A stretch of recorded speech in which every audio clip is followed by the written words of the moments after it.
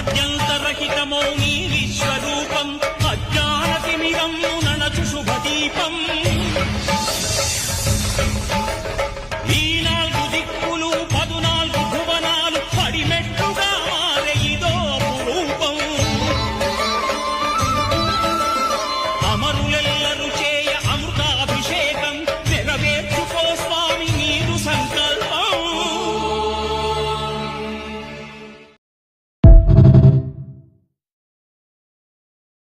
ఆద్యంతరహితమౌ